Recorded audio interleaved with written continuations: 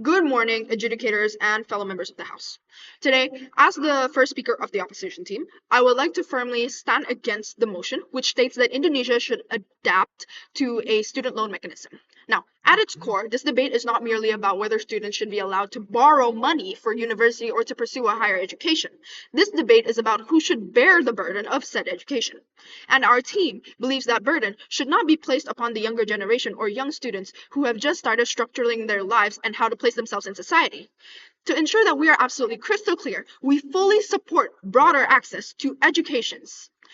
We support stronger scholarships. We support better subsidies. We support wider financial assistance for students who genuinely need support. However, what we reject is the actual idea that educational access should come at the cost of long-term financial insecurity. Because education is meant to create opportunity and social mobility, not anxiety, not pressure, and not the debt from the very beginning of adulthood. Now, moving on to rebuttals. The proposition argued that student loans allow the younger generation who are pursuing an extended education to study first, pay later.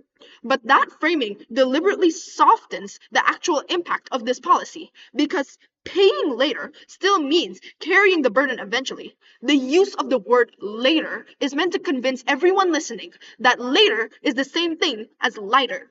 The pressure does not simply disappear. It is just transferred into the future. It is just put into a specific timeline at a point where graduates are already struggling to establish their careers and how to place themselves in society, or how to become financially independent, or how to support their current families. And importantly, this burden does not affect everyone equally. Students from wealthier families possess financial nets, financial safety nets. If they struggle after graduation, they still have access to family support, savings, or connections such as friends that help cushion the consequences of their debt. Poorer students do not have the privilege. Poorer students do not have that leisure. For them, debt is not or cannot be simply referred to as something inconvenient. It can shape every major, especially financial decisions that they make years on forth in adulthood. So when the proposition frames student loans as equal opportunity, we strongly disagree because people are clearly not entering this system in the same starting line. The proposition also argued that it is an investment because graduates will eventually earn more income in the future. But this argument rests highly upon optimistic assumption, optimism overall, that graduates can consistently and always obtain stable and well-paying employment. And unfortunately, that is far from Indonesia's or even the whole world's current reality. Many graduates experience and hone burdens, such as the continuation of facing unemployment, unstable incomes, underemployment, or work that does not even correspond with their actual degree. So, what the proposition is effectively asking students to do is take on the debt now and simply trust that the economy will reward you later.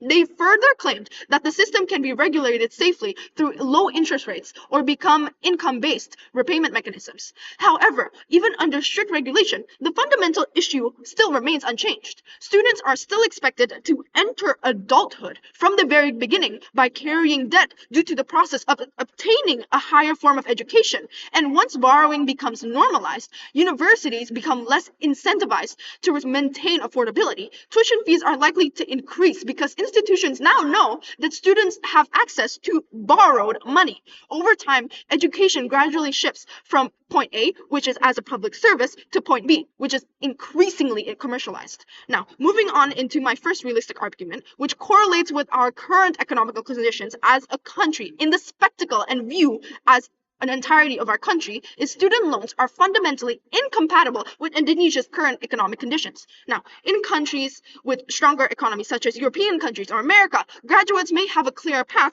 towards repayment. But Indonesia, until this day, continues to struggle with economic inequality, unstable employment opportunities, and wage insecurity among young workers and the young generation. As a result, many graduates may spend years balancing debt repayment while simultaneously trying to survive by themselves and trying to support whatever they have going on in their lives, such as family. Now, and the consequences extend far beyond economics alone.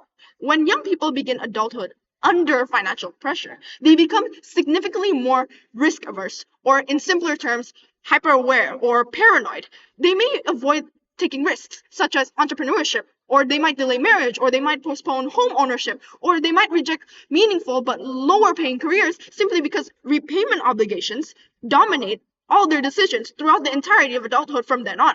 Now, instead of extending or expanding their freedom or mobility, student loans can actually narrow the choices available to young people during the most formative years of their life. My second argument is that student loans fail to resolve the root problem of educational inequality as itself and as a body. The proposition frames this issue as students cannot afford university now, therefore loans solve the problem. But loans do not eliminate inequality, they just merely transform it to a different form or a different shape, because that barrier, that incentive changes from I cannot afford education today to, oh, I have to be afraid of consequences at every financial move I make from now on. Now, because if wealthier students struggle after graduation, they still have and possess the overall financial protection and social support that they need to actually go back up. But poorer students do not have that leisure. They do not have that privilege, which means that the people carrying the greater risks under this policy are precisely the people who were already vulnerable in the very first place. So, rather than reducing inequality, student loans risk reproducing and deepening it across generations and across lives. And finally, there are far better alternatives available. If the government genuinely wishes to improve access to education as an entirety to its citizens, to its people, then it should focus on expanding scholarships, it should focus on improving kaya kuliah, and it should strengthen public universities and ensure that educational funding is distributed more equally, more effectively, so that the people can actually afford it and use it. Because if education truly benefits society as a whole, then society, through the state, should collectively help bear the responsibility. And before I close, let me briefly address a few likely extensions of what the third and second speaker of the proposition speakers might put on forth. They may argue that student loans are optional and therefore students can have the absolute freedom and the absolute choice to whether or not they want to take said loan. But once tuition fees continue to rise and once loans slowly stop becoming a choice overall, and becomes a necessity, particularly for low-income students. They may also argue that imperfect access is still better than no access at all. But access built upon long-term financial insecurity is not genuine empowerment, it's just burdensome. Giving students educational while simultaneously burdening them with years of debt is not sustainable or equitable at all. Now, ladies and gentlemen, education should provide young people with dignity, stability, and opportunity. It should not force them to begin adulthood under the shadow of financial fear, which they will have to carry for the rest of their lives, not just the beginning, but towards the end also. For those reasons, this House should firmly reject the motion. Thank you.